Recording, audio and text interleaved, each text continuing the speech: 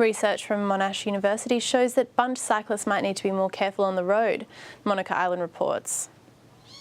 For many cyclists, riding in a pack can be an enjoyable form of exercise to do with friends and family. But bunch cycling may not be as safe as you think.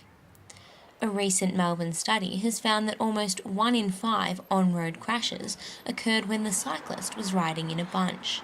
When you're riding in a bunch, you should never be more than 2 abreast, which is the law, and you always need to be really aware of what's going on around you. But riding in a bunch shouldn't really be too much different to riding on the road by yourself as well. You just got to know what's going on and keep an eye out for all things.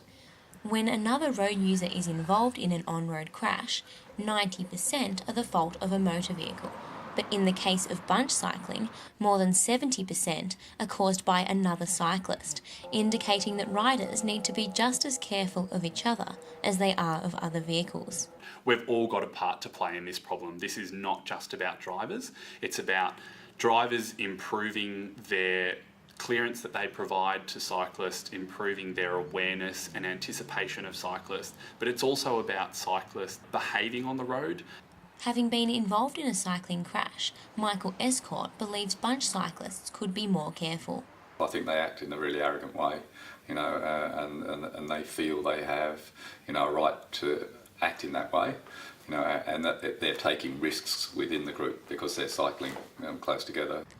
The researchers interviewed 186 cyclists who were admitted to the Alfred and Royal Melbourne hospitals as trauma patients from a cycling-related injury. 3 in 4 cyclists involved in crashes were not commuting but were riding for another reason, emphasising that even when going for a leisurely ride, cyclists and drivers need to be aware at all times on the road. Monash Island, Newsline.